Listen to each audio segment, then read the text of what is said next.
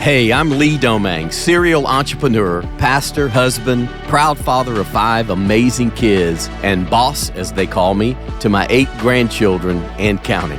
Welcome to the Kingdom Builders podcast. I meet with some incredible leaders, business people, and pastors to learn from their life lessons and wisdom as we seek to live a life of true fulfillment and eternal impact. So glad you're here.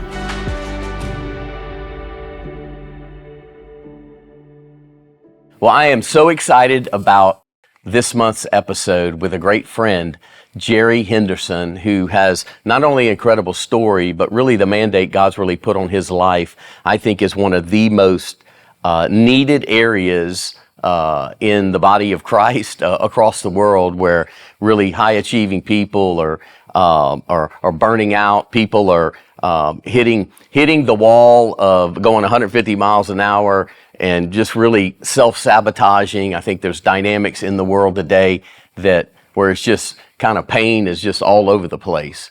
And I'm just so excited about today's podcast with you, because I think you're going to be able to not only help people, but really unlock a few things that I think sometimes that we can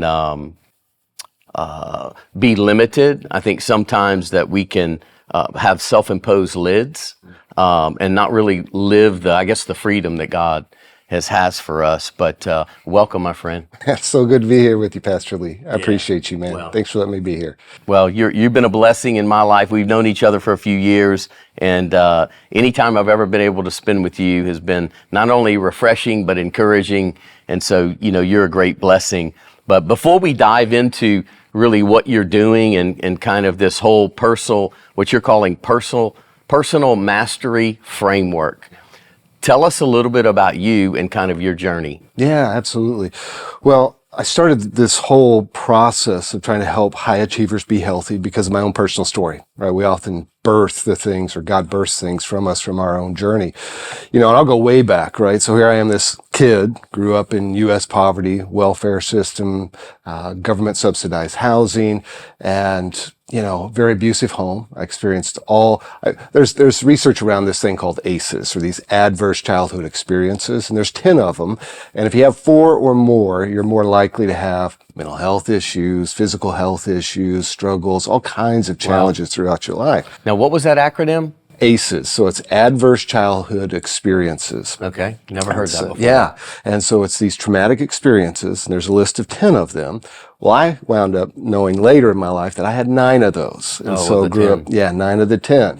And so grew up in a lot of trauma, a lot of pain. By the time I was 5, my parents were feeding me alcohol to do chores. By the time I was 9, other family members getting me high because they thought that would make a man out of me. And so I'm introduced to all of this stuff, and setting a kid up for failure right out of the gate, right? But what was meant for failure, God has turned into something beautiful. And so through all of that, there's a message that I adopted about myself. When we experience these painful life experiences, we have some choices. Our brain experiences things, we make meaning of that, and then from that meaning we make choices, and we embed these belief systems. And so we can, make decisions about life. Life either is fair or unfair, or people are able to be trusted, or people are good or bad. But the most important decision that we make is the decision we make about ourselves. Am I good? Am I bad? Is there something wrong with me? And so as a little tyke, I adopted the message out of a survival mechanism. It was the only choice that a little kid could make at that point. I made the decision that there was something wrong with me, that I must be fundamentally bad, broken, or flawed because all this stuff was happening to me. And so I carried that shame for years. It followed me even through my faith journey, and we can talk about that as well. So what happened is that shame in my life, then I began to try to achieve my way away from that. I decided that I don't want to be that individual. I don't want to be associated with that. So maybe I can, stack enough wins, stack enough achievements to prove that I'm not that. And so I went on and got in a lot of trouble, a lot of challenges. But by the time I was 17, I became a Christian, became a Christ follower. And in that, God did some amazing work in my life. There was a lot of healing, but the one thing I couldn't shake was that sense of shame, that sense that there was something wrong with me. And so I then began to build God in the image of that shame, that God always wanted more from me, that I was never enough. And Wow. my first, 30 minutes of prayer was always repenting for everything that was broken and wrong and bad about me. And I thought, well, maybe I just need to do more. And so I got on the do more treadmill and spent my life trying to dig myself out of the hole of that self-loathing, that self-hatred. And no matter how much I conceptually knew that God loved me, and no matter how much other people would tell me, or how many ever sermons, or how much I prayed, or how much I fasted, scriptures I read, I could never shake that sense. And so that led me to a high achiever life. Many high achievers are birthed from trauma, shame. Well, not that's all, so good. but Yeah, they are. true. And the challenge with that is that those experiences can birth a high achiever, but those experiences also, the research shows us, can also rob us of resilience, which is a key thing that a high achiever needs to continue to achieve. So not what only birthed you, also robbed you from the ability to sustain that. Wow. And so I spent my life trying to sustain that. Found out later I ran out of road, is what I call it. I ran out of road from running from myself, and then had a life implosion. And through that life implosion, had to make some really, painful decisions and choices, and then watch God do a work in me. And now I take that work that God did in me and try to help other people. And so, What town did you grow up in? well, I grew up everywhere and nowhere. That's what I always say. I went to 17 different schools growing up, and 17. 17. Yeah, Dad was always running from somebody or trying to find a job. And was born in Maryland, lived in South Carolina, Tulsa, Oklahoma, Kansas. I mean, all over the place. Yep. And so, so I'm from everywhere and nowhere. Yeah. So growing up in a very volatile situation, you know so much more now, right? That you look back on it. Oh, that was the reason. That was the reason I had this kind of behavior, or was dealing with this, not know how to process it. And I think you made a really powerful statement that how the shame dynamic in your life or creates an inability to be resilient with what you're trying to achieve. Yeah. So it's almost like I heard somebody say this one time, you're so busy trying to create success that few people forget how to sustain it. Yeah, absolutely. And it's not sustainable when it comes from that place, when it comes from that energy. And I didn't even know what shame was, right? I just knew that I was walking around this world, feeling this way about myself, trying to outrun that, and thinking that if I stacked enough wins, that eventually that feeling would go away. But what I found out later, what I was actually trying to do is, if I could prove myself enough that maybe other people would accept me, and then if other people accepted me, what that ultimately would do would give me the permission to accept myself, because I'd have enough evidence that I was worthy, acceptable, and lovable. But the challenge is, that's a bottomless pit when you carry it inside of you, no matter what you put in there. And so that sustainability, that challenge is, because what happens is, the person that I feel like I have to present myself to be versus the way that I feel about myself, the larger that gap, the deeper the suffering, right? And then I want to try to alleviate that suffering. So what do? Start drinking maybe a little bit more, start distracting myself, start, doing things that are going to even deplete my resilience even more. And then I'm on this cycle to burnout. I'm on this cycle of self-sabotaging, all because of this relationship that we have with ourselves, that things like trauma can break, can fragment. We're just not aware of it, and we carry this. And God wants to invite us into healing. So there is a kind of a thought that I wrote in a book years ago, and it's like, the thing about shame is shame keeps you in repetitive sin. Yeah.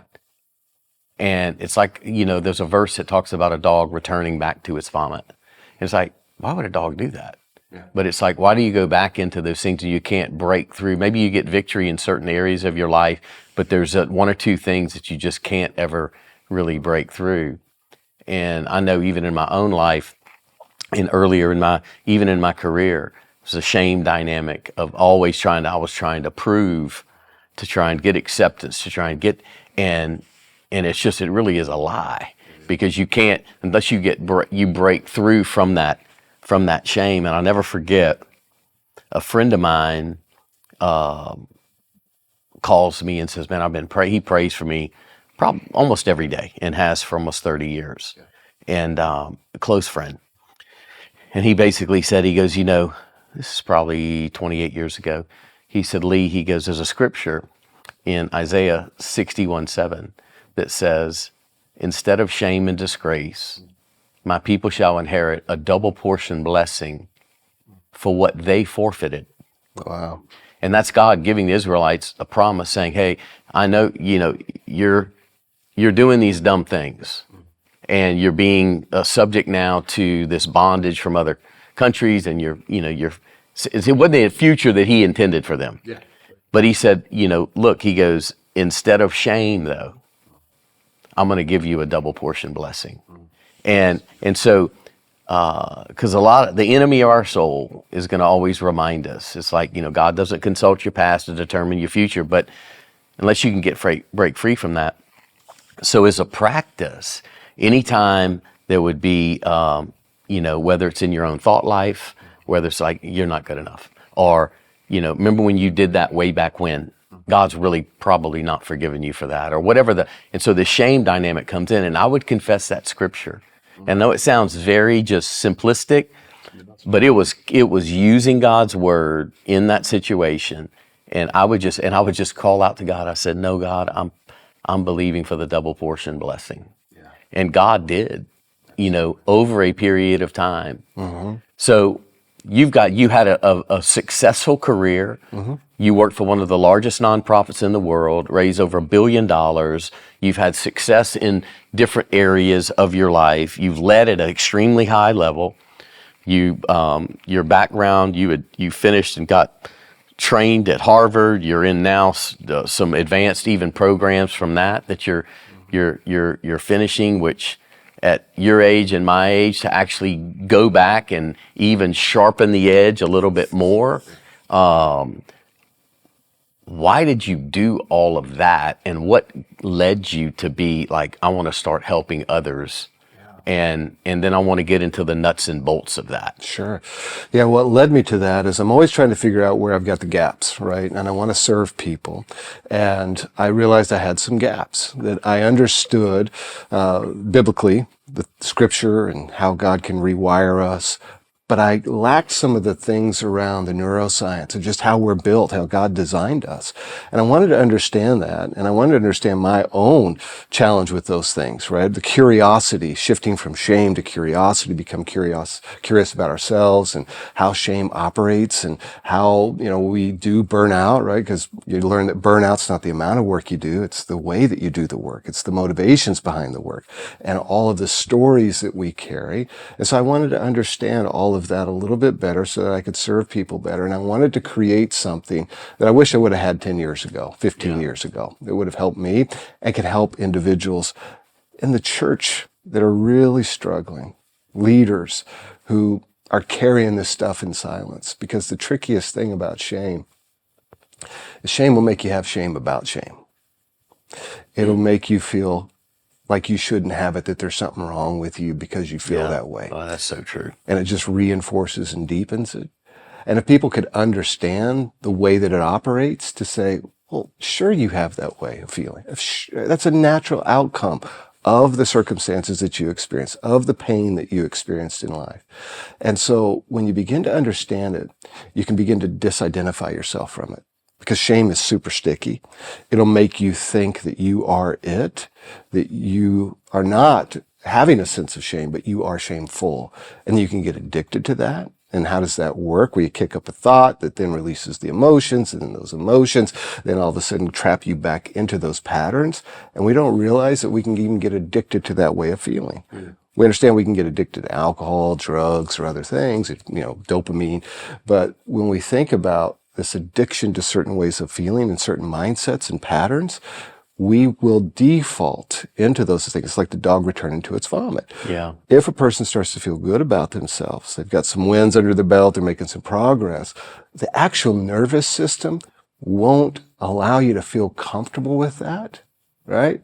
And you'll have to start breaking that pattern, just like you did with the confession of the word, consistently staying at it, retraining the mind. Yeah. All of it. I wanted to understand everything that was going on behind the scenes. And so from that, then begin to put together this framework to help individuals come out of that, not just shame, but avoid burnout and all of the things that are underneath that, that we're just not aware are operating at that level underneath. There's one major addition to, it was definitely God's word. It was definitely, but it was all definitely certain people in my life that helped me and that spoke into my life that I received from them. It doesn't have to be a big group. Matter of fact, probably wouldn't make it a big group, but it was a handful of people that I knew loved me and would, and they poured into my life. But you bring this component of relationally, you bring the God's word, but then also you bring an element of science behind it. Yeah. And we, in 2011, 2012, we processed of building a home for anti-trafficking victims.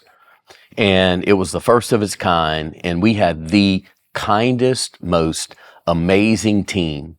They loved Jesus. They loved God. They were amazing prayer warriors. They would serve till, they couldn't serve anymore. Just incredible people. Yeah. The epitome of it.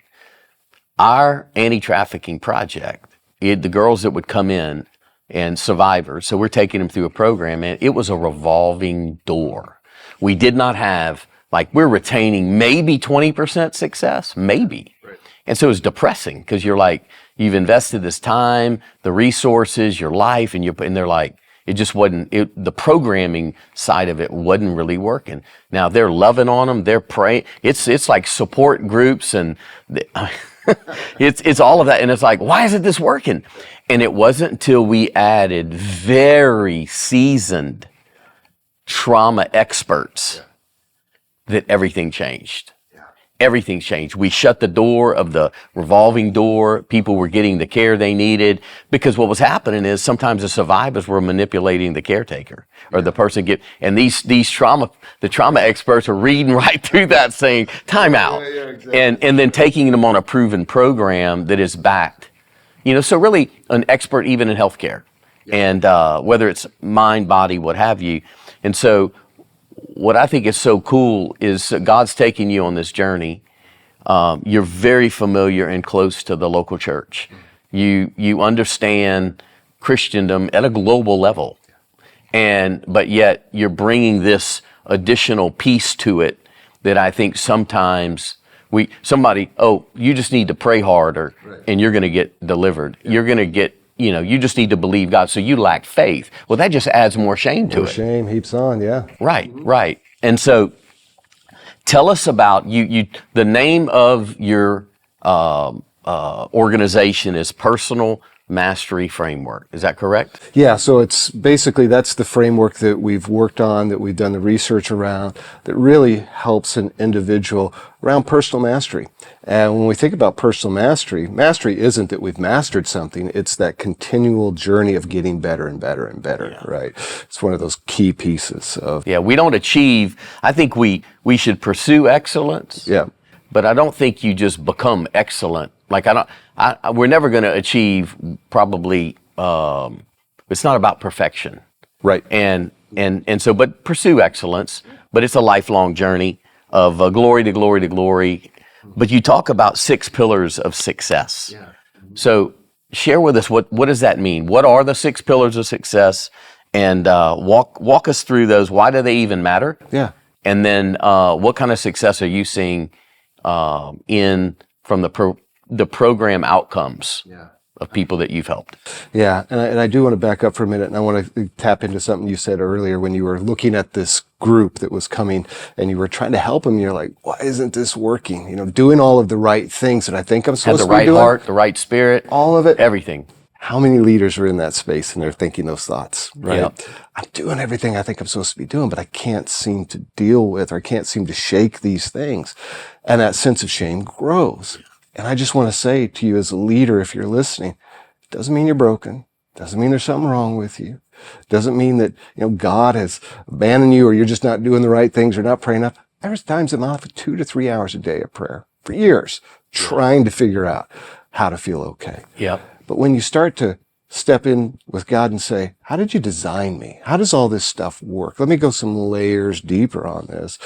Then it really does help you, as I said earlier, begin to let go of those stories. I mean, everything that we do, we live by stories, right? The stories that we have in our head about ourselves, others, and life. And so this framework is really about trying to help leaders. And when I say success, it's that sustainable success. And so what are those 6 key things that help with sustainable success? First one is mindset. Right? Our mindset's the way that we see the world, the belief systems, what I just talked about, the stories that we have that are operating with us all the time, subconsciously and consciously. They determine how we think that people perceive us. They determine what we think we're worthy of and not what we're not worthy of. So we work on mindset right away. And to understand, are we working from a fixed mindset, Carol Dweck's work, or is it on a growth mindset? Fixed mindset is my intelligence is fixed, my IQ's fixed, whoever, I'm fixed in this. And the best I can do is try to, eke it out a little bit. And then my identity gets attached to how well I perform or don't perform. So if I don't pass the test, I'm a failure versus I failed the test.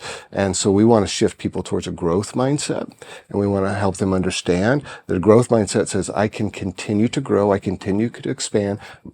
My identity isn't attached to my performance. Key piece. It is an expression, not an identity. So we work in mindset. We then work in resilience, and this is around emotional resilience. This is about the ability to bounce back. And so when we see a key indicator of when something sets us back, we dip a little bit, right? We go down. And resilience is about how fast do I come up out of that dip and how much stronger can I come up out of that dip.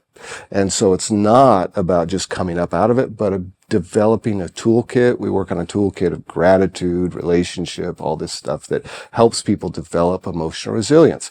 Because we think about most of our life is driven by our thoughts and our emotions. And so we tap into that first. Understand your thinking. And if coaching is anything, it's being a partner in thinking with an individual, right? You don't come with all the answers. You help them understand their thinking, their patterns, etc. So then we deal with resilience, then we move on to presence. Because here's the thing. Mindset, resilience, and presence. And presence is always an interesting one for people, because what I like to tell people is that most high-performing leaders, high achievers, high-capacity individuals, a lot of them are missing out on their life because they're always here. It's not uncommon for them to hear things like, I know you, but I don't really know you. You're here, but you're never here. And we're always up here thinking about the future or regretting the past or what we should have done better back there. And so we wind up building lives we don't even get to enjoy, because we're always thinking about the next win, the next bar that we need to, jump up over. And so we don't give ourselves the permission to be able to be present. And it actually feels weird to our nervous system to just be. Yeah. And just to be in a moment where we're connecting in true presence, which we'll talk about in a minute, has a huge impact on our relationships. So we start to practice presence so that I can enjoy my life, but also so that I can observe myself. I can observe my behavior. I can become more aware of the fact of what irritates me, what sets me off, because self-awareness for a leader, gold, right? But if I don't have presence, how am I going to be aware? How am I going to watch what I'm doing, how I'm reacting, etc.? We then move into alignment. So how do I align my internal world and my external world? How do I stop living from the place of shoulds? Yeah. Right? Yeah. Yeah. And You made a statement. I wrote this down. This is powerful. You talked about one of the most compelling things that you talk about is alignment. And you make this statement, the idea that true success happens when your external world reflects your internal truth. Yeah, absolutely. And it's like, wow, you got a lot of pastors and leaders that are out there, that reach a level of influence, but they still feel off in their private time, or when they're disconnected, they're restless, got a lot of anxiety. Yeah. And they're so dynamic, maybe in a public eye or on a stage, or great communicators or what have you. They've built these amazing churches impacting the world, but then there's a disconnect. Yeah. There's a restlessness. There's an anxiety. There's, am I really good enough? Yeah. And, all of that all those that they're things. dealing with. So how do we live in alignment? Yeah, and I think that backs it up to we work on our mindset. There's a continuation of these things, right? My mindset, my resilience, my presence, so that I can begin to see what's going on with me. And then I start to go, can I give myself permission to start living more authentically? Can I stop just doing the things that I feel like I should be doing? And what comes up when I ask myself that question? Those are terrifying questions, to be honest with you. So giving yourself permission to be authentic. Giving yourself permission to be authentic. Like, okay, so I'm gonna flip something on you here. Yep. So sometimes, and I know even in society, I do believe people should say what they really think, all of that. But then also using wisdom, because some people are, they use, that's just me, I'm going to be authentic, yeah. But it's irresponsible, it's reckless, it's rude, it's mean, it's inappropriate. Yeah. You know what I'm saying? And they use this, I'm just being me, because I'm being the authentic one. So how do we tap into the biblical authentic one, or the healthy authentic one, right, and not give people, because sometimes they'll use those things and come right back at you in a very inappropriate way. Sure. Does that make sense? It does, absolutely. And I would even say for some people that is them probably not living authentic when they say that statement. Yeah. Because they're hiding behind that statement. That's because right. There's things that they don't want to work on that live right below that. There's the curiosity piece, right? Always go the next layer and say, okay, what's behind the statement? I'm just being authentic. Okay.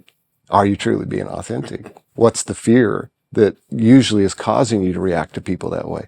What's the fear that doesn't allow you to receive feedback? That's not authentic living, And so this place of authenticity, and for us to get into alignment, we have to really know, one, who we are, whose we are, and how do we want to live from that place.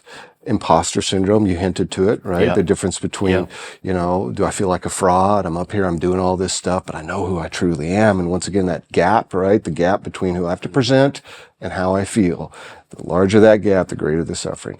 And so when we can bring more alignment to who am I authentically, and not am I just parroting, not am I just performing, not am I just driving all of the time, but what do I really want to be as an expression of who I am? Performance is great. Achievement is great. And I love what Jim Rohn said. He says, it is not our achievements that are our greatest reward in life. It's the person that we become in the pursuit of those achievements. And so as we think about alignment, we start to go, did I build a life that I don't even want to live? That's a big thing that shows up in coaching. I've built a life that I don't want to live. I fantasize about escaping it. I keep thinking about what would it be like if I didn't have to do this, if I just disappeared. I mean, there's some real key indicators of what happened. That's good. Yeah. That's so true, too. Yeah, it is, right? Wow. I'm out of alignment. And energy shifts when I'm in alignment and not in alignment. So, and then we move into connection, a sense of belonging, relationships, as you said, that big long-term Harvard study, the most important thing that contributes to a person's well-being or their lack of well-being is a relationship, is their key relationships. And the research is really interesting on it. It says you only need one. You said it earlier. It's not like I need, 100 people to encourage me. You just need one relationship that can be fully disclosing, that you're connected to, that can see you and accept you. And that in itself reduces that need to be the achiever, the performer. And then we move into things of purpose. And I always like to say that, everybody's purpose gets expressed differently, but we all just have one purpose, and it's love.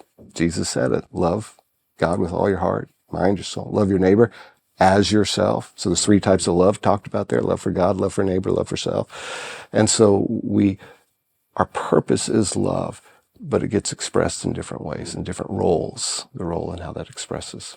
So, why do you think, we talk about living present. We talk about being in the present. And that's for me, that was probably one of the hardest things, even as a parent. Have 5 kids, 9 grandkids now. And I have to really be self-aware, and I have to really use a discipline. And it's a choice, but to be in the moment, like to be present. Why do you think so many, it's like we achieve things and we go right to the next thing. We don't even celebrate it, really. We move right to the next thing, and then there's a challenge, though. Pastors and leaders, they're constantly thinking about Sunday, staff meetings, strategy, next message that comes every week, every Sunday. And so solving the next crisis, dealing with haters, dealing with just all the things that are encapsulating in that role. Why do you think so many leaders struggle to slow down and be where they are and be in the moment and live present? Yeah, I think one, we've got a culture that puts that pressure, right? We've manufactured and built a culture of performance and achievement. Another is that if I have built my success or my identity on my achievements, and that's how I see myself, is what I do versus who I am, then I'm going to always gravitate towards the next achievement, the next win. And I can actually get on this treadmill where that's where I get my payoff, my, dopamine reward, all of the things that happen as I can, dopamine's an interesting, neurotransmitter, right? It is a pursuit. It gets its reward from the pursuit of it. And then when we get it, feels a little deflating afterwards because its design is to make us a chaser. And so, which is fine. Right? That is 100% true. Yeah, right. So that is, I've never heard it worded like that. Yeah. Yeah. So we're out there chasing. And once again, I use this language just to help people and seeing it, we get addicted to that cycle. We get addicted to the payoff. We get addicted to the distraction. And so we're up here constantly thinking, worrying, and we have responsibilities. We live in this real world, right? Yeah. Until Christ comes back, this is what we do. And so with that, there is always something that's on our mind that wants to take us out of the moment. But the truth is, the only place that we live is here in this moment. Yeah.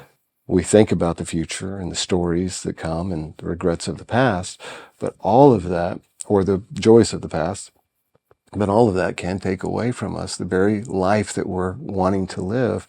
And so I think it's just a natural byproduct. I know for at times that we need to, manage, we need to deal with, but it can become a natural byproduct of our culture, of our identity, achieved around the demands that people place on us. And at some point we've got to get more clear on our boundaries with ourselves, with others, and give ourselves, once again, I use this language a lot, the permission, because sometimes we don't feel like we have the permission to do this. That's right. To be present. That's right.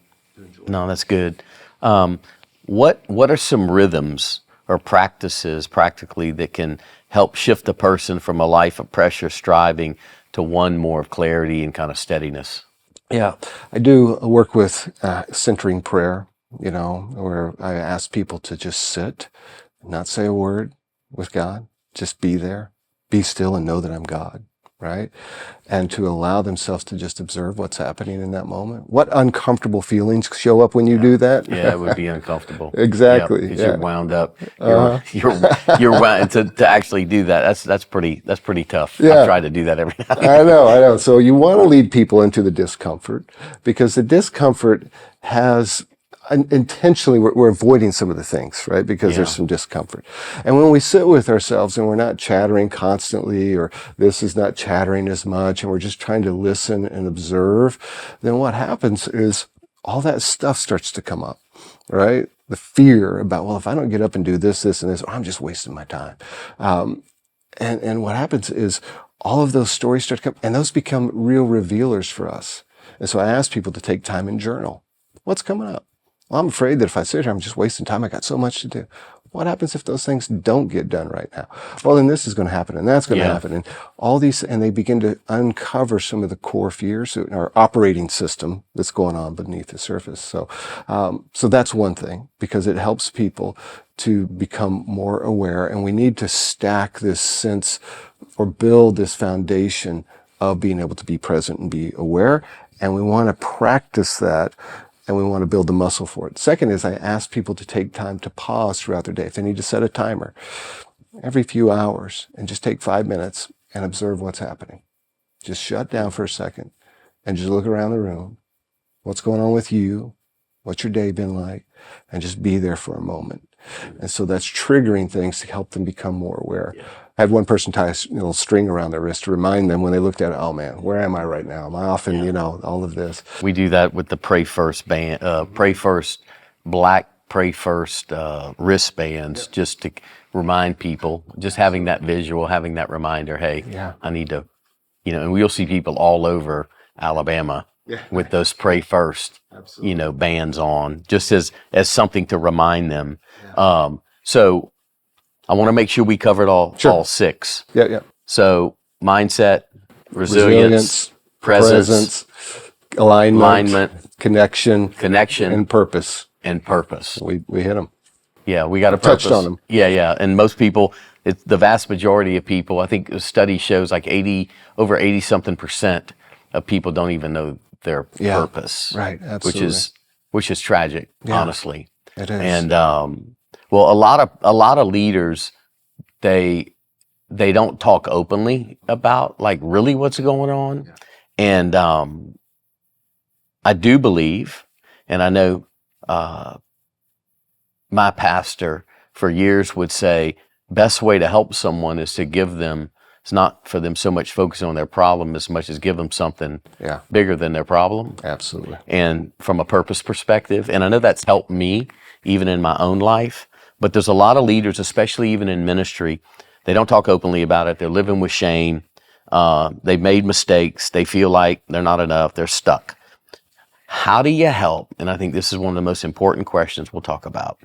How do you help someone break that cycle and move toward healing, wholeness, and forward motion? Like, it's not going to be overnight, but how do you get somebody, like, how would you advise somebody to say, hey, these are some steps you need to take, and this is what I would do if I were you? Very, very practical. Yeah. So if somebody comes to me, they're feeling stuck. Well, just somebody listening right now that's saying, man, I don't even know, like, what Jerry's talking about is exactly, like, I fit the MO. Yeah, right. Like, I know I'm jacked up and I have all these issues and nobody knows it. Yeah. Right. So, absolutely. But I can't trust anybody in my congregation or my board, or if I tell them, or, it's like the CEO who an organization doesn't tell his board, because if I tell the board, I'm gonna get fired, whatever the dynamics are. So how can someone take steps to begin that journey in a safe place so they can get better and get healing and get back on the track to fulfilling what God created them really to do? Yeah, I'd say the first thing is to understand that you're not alone. Okay. Because as you said, we will run out of road when we keep trying to run from ourselves, run from the pain, run from the problems. And it's just a matter of time. And when we think about that and we realize that that's a truth, we need to get honest with ourselves. I'd say you need to get honest with yourself. I had to get honest with myself. And I didn't share my implosion of a heart attack, going through a second divorce, winding up in rehab over an 18-month period because of my own journey. I ran out of road. I didn't deal with the things because I didn't know what the things were. I just knew the way that I felt. I'd say that, one, know that you're not alone. Number two, you're going to have to take the risk. I'm going to tell you that you are more valuable than your position. You're more valuable than all the reputation, everything that you think you're going to lose. It's going to get lost anyway. It's just, is it going to come now or is it going to come later? Are you going to deal with it now or is it going to be forced upon you to deal with? And so as we say we want to deal with this, we need to find a relationship that we can trust. And we have to test that trust. I know I had to do that. And so I didn't just go and just blab everything and just, you test that trust. You test that disclosure. You share things. One of the most powerful things that overcomes shame is empathy. And when I can share my story and be met with, me too, and I can be loved in the middle of that, it begins to decrease or diminish that sense of shame that I'm carrying, because shame will make you feel like you're the only one, but you're not the only one. And when you can find a place of empathy and begin to test it, and when you find that relationship that you've tested and you've slowly disclosed to, and then you begin to become transparent with. There's a difference between disclosure and transparency. Disclosure is like, I'm going to let you see what I want you to see. Transparency is, this might cost me if I share this. Wow. I've never heard that like that. And vulnerability. That's I'm great. feeling very vulnerable at this point when I'm beginning to become transparent. And so, so disclosure can be selective. Selective. Transparency, here's all my junk. here's me. Here's everything. Yeah. And that's one of the great things in Alcoholics Anonymous is there's a fourth step where it's that fully disclosing, making the inventory and fully disclosing it, and then being met with, that's all you got. Yeah. Or, me too, I've been there. Yes. And to be seen in that moment. Yeah. So many leaders are not seen. They never feel seen. They're always hide behind that layer of what they need to carry. Yeah. And so I'd say your first step, you're not alone. Your second step is to begin to test some of that. We all need that one fully disclosing relationship. And if you have to pay for it, whether it's a therapist, a coach, whatever, do what you need to do. Realize that whether you think you will or not, you are not the one person who's not going to run out of road. Yeah. Let go of that story. It'll serve you to get rid of it. And then to begin to do whatever you need to do to get healthy. It's great. A statement that I've tried to live by, I've been mildly successful in applying it, but I never share an intimate problem with someone doesn't have the ability to help me resolve it. So true. And so, because if you share with too many people, it'll be in social media. Yeah. But if you're able to find that person, so I'd encourage any and everyone to find that right person, but make sure it's somebody that can actually help you walk through 100%. What you're doing. Do you agree with that? Totally agree with that, and make sure that if you're going to that space, that you've got some confidentiality that's agreed upon, right? Because you need to be able to have that safe space and to know I can share whatever I need to share. And that comes out in layers, right, as trust is built. But I agree. Share with people who can help you on the journey. Not that we just have this can just be this what some people call trauma vomiting, or we're just vomiting out all of this stuff all over people, and they have no capacity to help, and you might even traumatize them. And so we need to be able to have people who can help you in that. Yeah, no, that's great. That's very, very wise. So you talk about, before we close, because we'll this has been extremely helpful. One of the most powerful pillars you teach is purpose, that the soul's calling. You describe it as discovering what truly matters and letting your life become a legacy of meaning and impact. That deeply resonates a lot with me in what we talk about. And this is a different stream for this podcast, because we're talking about pastors and business people coming together. We're talking about advancing the cause of the local church. We're talking about fulfillment and picking up the mantle God's given you, and in the marketplace and all of that. But the idea that every kingdom builder has a lane to run in. Most of us see our lane as a limitation when it's really an invitation that God's saying, no, step into this. So my question is this: how do you help leaders reconnect with purpose after they've lost clarity and confidence in their calling? We want to recognize, that all of this stuff we're talking about is going to rob you of that purpose, right? It wants to derail you from that purpose. And so, that's even more important to say, I need to deal with this because I do have a purpose. I do have a legacy. And I want to let you know we all have that purpose, right? And we have to recenter in on it. And we have to discover what truly is our purpose. Many of us are wearing somebody else's purpose. Wow. That's so true. Whether it's Saul's armor or that analogy, however we want to do it. And we know it doesn't feel right. We know it's clunky. We know it's burnout. And that's another reason that leads to burnout. When you're, clothed in somebody else's purpose, trying to run you're carrying something vision that God didn't give you to carry. Exactly. And I remember the worship leader, Darlene Check. Yeah. I mean, she was like in the 90s and 2000s. It was like just incredible, gifted worship leader. And I remember talking to her and asking I said, how do you deal with like the people just putting you in a place of like, it's like, how do you deal with the glory of it? Kind of a thing. She goes, well, first off, the entertainer in me had to die so the worshiper could rise, number one. And then she goes, men, meaning men and women, people will they're looking to put glory on things. And he goes, man was never created to handle glory. So you have to deflect it because it will destroy you. And then she gave me all the illustrations of like young Hollywood stars. Yeah. They have this, they get into this level of fame and have this success. And then there's this dynamic of just total destruction in their lives. And it's like, because they were never designed for glory. And so to deflect it. And so I would watch her in worship videos back when they had DVDs and stuff like that, and CDs, and it would be in the DVDs, she would like deflect it. Yeah. And she would move, and because she was always wanting to put it back on God. Yeah. She goes, because it'll destroy you. Sure. Absolutely. That's powerful. And so is your purpose, whose purpose are we chasing? Yeah. Whose purpose are we chasing? God's design, my life scripture, one of them is Colossians 1:16. We're created by God, but we're created for God. Yeah. Right. And it's stepping into that purpose.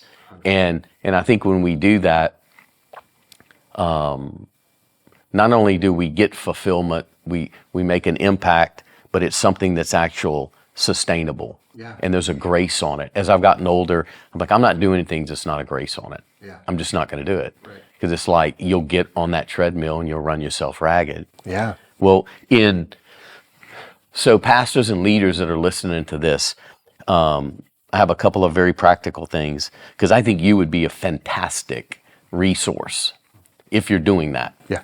And a fantastic resource, a safe resource, a wise resource.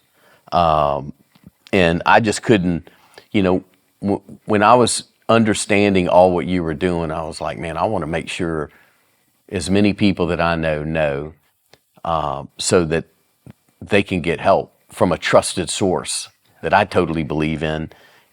But how can they connect with you, get any resources, any of that? How can they connect with you? Yeah, easiest way, website, jerryhenderson.org. There's all kinds of information there.